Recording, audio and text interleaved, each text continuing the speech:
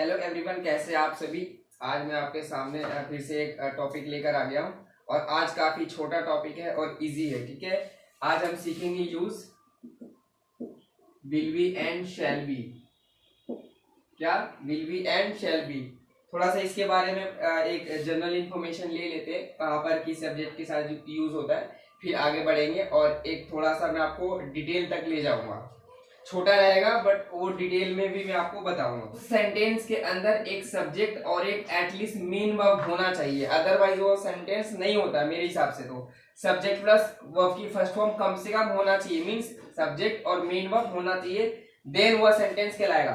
अगर आप ये हेल्पिंग वर्ब्स की बात कर रहे हो और यहाँ पर ये सब्जेक्ट है, तो जाहिर सी बात है आपको लगेगा कि ये तो सेंटेंस है। नहीं, यह दोनों के दोनों सेंटेंस है, मैं आपको पहले ही बता चुका हूँ क्योंकि मैं भी जस्टिफाई करूंगा। देखिए, ये दोनों का दोनों जो सेंटेंसेस है वो आपका फ्यूचर टेंस का है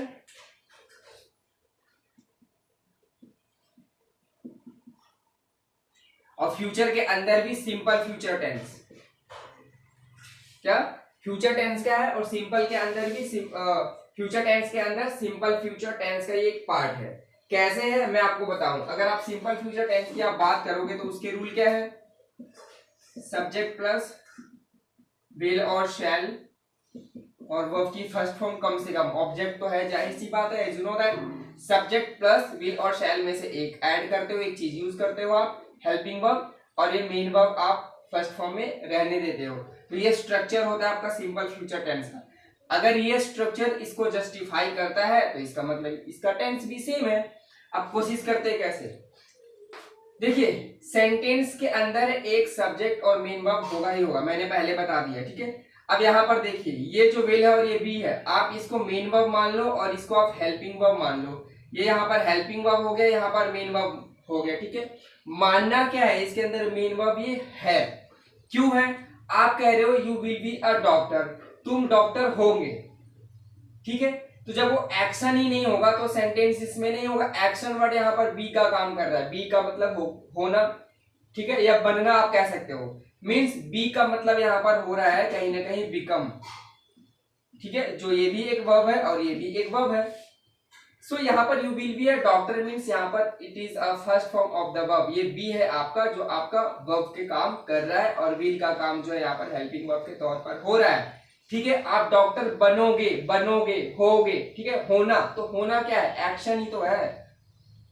क्या है वो, एक्शन ही तो है। यानी आप किसी न किसी टास्क की बात करते हो, मतलब एक्टिविटी की बात करते हो, है ना भाई, मतलब एक वर्ब की बात करते हैं। तो जब आप वर्ब की बात करते हैं तो ये हो गया वर्ब और ये हेल्पिंग वर्ब हो गया, और इस स्ट्रक्चर को जस्टिफाई कर रहा है कैसे, बिकॉज सब्जेक्ट प्लस विल और शैल में से एक यूज किया, प्लस मेन वर्ब यहाँ पर बी हो गया और आगे ऑब्जेक्ट का काम कर दिया। So that's why it is also called a simple future tense.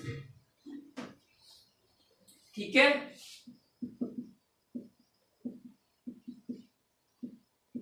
Simple future tense. सो अगर ये बोले इसका कोई टेंस नहीं होता है तो सिंपल फ्यूचर सिंपल सेंटेंसेस होता है जी फ्यूचर का, तो ये कहना गलत है। सभी सेंटेंसेस का टेंस होता है। I have already told you in previous videos as well, मैं पहले वाली वीडियोस में भी बता चुका हूं आपको। ठीक है, तो ये आपको ये चीज ध्यान रखना है, बिकॉज यहाँ फुल स्टॉप है और यहाँ पर मैंने जस्टिफाई भी कर दिया है कि हेल्पिंग वर्ब है, तो इस हिसाब से ये होगा। अब आपको मैंने ये बताया कि आई वी के साथ शैल लगता है। ट्रेडिशनल इंग्लिश की बात की थी। ट्रेडिशनल इंग्लिश का मतलब जो पहले से चलता आ रहा है, रूल्स एंड रेगुलेशंस में, उसकी मैं बात कर रहा हूं। देखिए, अगर आप एग्जाम्स के पर्सपेक्टिव से आप सोच रहे हो तो अभी भी सेम चीज फॉलो होगा। आपको आई और बी के साथ शैल यूज करनी होती है और बाकी सभी सब्जेक्ट के साथ आपको विल के लिए जाना होता है। लेकिन व्हेन यू टॉकिंग अबाउट, लेकिन जब आप स्पोकन इंग्लिश की बात करते हैं तो इसमें विल और शैल ये सोच के आप काम नहीं करते हो, सिर्फ विल की ही बारे में बात करते हैं। जैसे आई विल डांस, मैं डांस करूंगा, तो आई है, मैं आई के साथ कहा मैंने शैल की यूज किया, नहीं किया ना। और ये ध्यान रखना, मैं स्पोकन इंग्लिश की मैं बात कर रहा हूं। अगर रिटर्न की बात आ जाएगी और एग्जाम के पर्सपेक्टिव से बात आ जाएगी, जो मैं बात करता हूँ एग्जाम के पर्सपेक्टिव से भी मैं बताता हूँ, तो डेफिनेटली ये वाला गलत हो जाएगा, यहाँ पर शैल आएगा। Are you getting my point? और विल और शैल चेंज भी होता है, वो आपको मॉडल्स के अंदर मैं बताऊंगा कि विल और शैल कैसे एक इंटरचेंज का काम करते हैं, अपनी जगह वो शिफ्ट कर लेते हैं। मतलब ये सारे के सारे इसके साथ भी यूज हो सकता है और ये जो है इसके साथ यूज होगा, शिफ्ट हो जाएगा, वो मैं मॉडल्स में बताऊंगा, ये एक अलग पार्ट है। आई होप कि इतना सारा समझ में आया होगा। अब जरा सा 2-4 सेंटेंसेस ले लेते हैं फटाफट। एक चीज मैं सेंटेंसेस लेने से पहले मैं बता दूं, अगर आपको नेगेटिव वर्ड का यूज करनी है तो कहां पर नोट लगाएंगे आप? यहां पर नहीं, ये मेन वर्ब है, हेल्पिंग वर्ब के बाद आता है, तो इस जगह पे आप नोट लगाओगे। और अगर इंटरोगेटिव क्वेश्चन की बात आती है तो हेल्पिंग वर्ब को उठाकर आगे रख देना है। देखिए आगे मैं इसके अंदर यूज करवा देता हूं।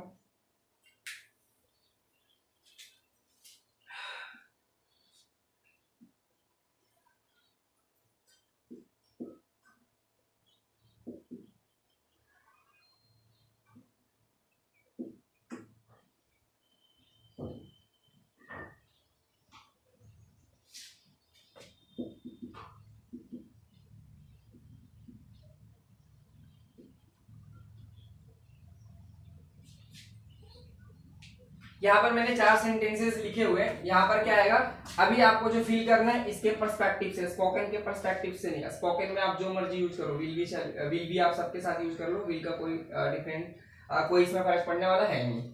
अभी जो शैल बी के साथ आई बी के साथ शैल यूज करनी है और बाकी सबके साथ आपको विल यूज करनी है उस पर्सपेक्टिव से। सो यू है यहाँ पर, यू के साथ आपका विल जाएगा और बी मैंने पहले ही लिखा हुआ है, ठीक है। उसके बाद यहाँ पर बी है तो शैल जाएगा, एस बड़ा लिखना है आपको, शैल बी क्रिकेटर्स होंगे वो। एंड यहाँ पर बी है, कई बार इस तरीके से भी आता है, अगर आप एग्जाम्स के पर्सपेक्टिव से देख रहे हैं तो सेंटेंस में क्लियर नहीं है कि ये आपका सेंटेंस जो है आपका कॉन्टिन्यूअस टेंस है या फिर किस टेंस का है, लेकिन ध्यान से देखने पे क्लियर हो जाएगी। मतलब परफेक्ट नहीं है, कॉन्टिन्यूअस नहीं है, परफेक्ट कॉन्टिन्यूअस नहीं है, तो ये बच गया आपका सिंपल फ्यूचर टेंस। और ये सेंटेंस से आगे कुछ और डिस्क्रिप्शन नहीं दिया हुआ है जिससे आपको और डिटेल पता चले, तो यहाँ पर शी विल आएगा और उसके बाद बी है तो बी का बी ही रहेगा, ये ध्यान रखना है आपको, ठीक है, फ्यूचर टेंस में खास करके। अब इसके अंदर नोट है तो जाहिर सी बात है बी यहाँ लगाने का है। अब राम के साथ क्या आएगा, सिंगुलर नाउन है तो ये बी के लिए आप जाओगे, ठीक है, ये आप ध्यान रखेंगे। ये जो सेंटेंस है क्वेश्चन वाला था, क्वेश्चन मार्क लगाना ना भूलें। अब यहाँ देखते हैं interesting person, Ram will not be a interesting person, Ram एक इंटरेस्टिंग पर्सन नहीं रहेगा। इसमें एक चीज और मैं बताऊंगा आपको क्या होता है जो और सेंटेंसेस से अलग होता है, इससे पता चलेगा आपको, फटाफट जरा देख लेते हैं। ऐसे सेंटेंसेस में क्या होता है कि ध्यान रखना है कि इसमें आपको वर्ब के फर्स्ट फॉर्म के साथ आईएनजी नहीं है, मतलब कुकिंग नहीं है, इस तरीके से नहीं है, ना ही आपका हैज और हैव का यूज करके फिर है, ना ही आपका उसके साथ विल हैव बीन है, ये नहीं होना चाहिए, ये इतना होना चाहिए। और इसी सेंटेंस का एक डिस्क्रिप्शन दे रहा हूं मैं, यहाँ पर लिखा, जैसे मैंने लिखा Ram will not be a interesting person, ठीक है, मतलब आपको कहना है कि राम जो मेरा दोस्त है वो एक बढ़िया बंदा नहीं होगा, ऐसा इंटरेस्टिंग नहीं होगा आगे जाके, आपका कहना ये है।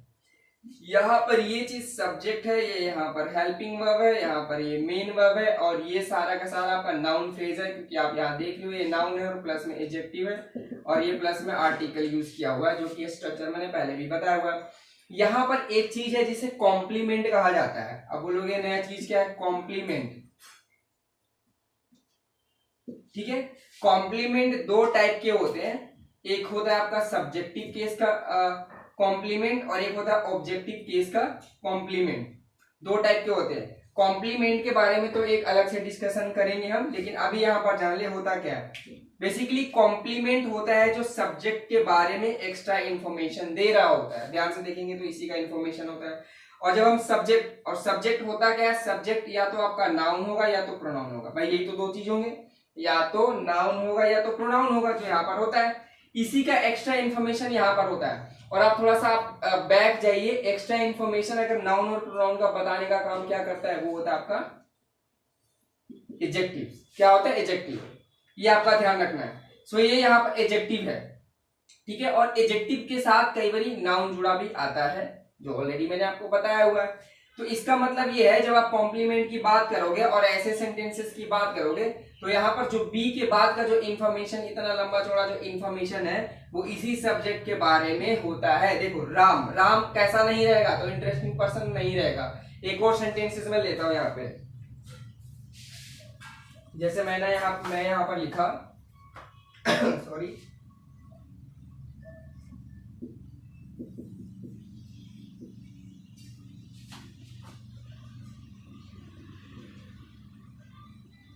ही will be a good actor. यहाँ पर एक सेंटेंस मैंने लिखा he will be a good actor. So यहाँ पर आप देख रहे हो ये यहाँ पर सब्जेक्ट है, ये यहाँ पर हेल्पिंग वर्ब है, बी को मैंने मेन वर्ब में कन्वर्ट कर दिया है, मतलब मैंने आपको बता दिया सिंपल फ्यूचर टेंस का पार्ट हो चुका है। और ये यहाँ का यहाँ कॉम्प्लीमेंट है क्योंकि इसी का इंफॉर्मेशन है ये पूरा, ठीक है। वह होगा, कैसा होगा, एक गुड एक्टर होगा, तो इसे हम बोलते हैं कॉम्प्लीमेंट, और ये सब्जेक्ट का कॉम्प्लीमेंट है, ठीक है। ऐसे ही ऑब्जेक्ट का भी होता है जो किसी कॉम्प्लीमेंट का एक अलग से भी मैं आपको बताऊंगा। तो यहाँ पर समझ में आया मेरा कहने का मतलब, जो ये जो इस तरीके से जो आपको मैं यूज करवा रहा हूँ वो इस तरीके से सेंटेंसेस होते हैं। आई होप कि आपने बहुत सारी चीजें सीखी होगी। अब मैं जो आपको नेक्स्ट में लेकर आने वाला हूँ, जितने भी मैंने आपको ऐसे वर्ब्स करवाए हैं, इज हो गया आपका, एम हो गया आपका, आर हो गया, फिर हैज का भी मैंने करवा दिया। अगर नहीं करा हुआ तो आप देख सकते हैं, हैज का हो गया, और उसके बाद आपका हैव का हो गया, ठीक है। वॉज का मैंने करवा दिया, वर्ब का मैंने करवा दिया, हैड का मैंने करवा दिया, और विल का मैंने आज करवा ही दिया, विल और शैल बी का, ठीक है। ये सबके ऊपर एक रिवीजन का क्लास बड़ा जल्दी ही लेकर आने वाला हूँ। आई होप कि आपको अच्छा लगा होगा, ठीक है।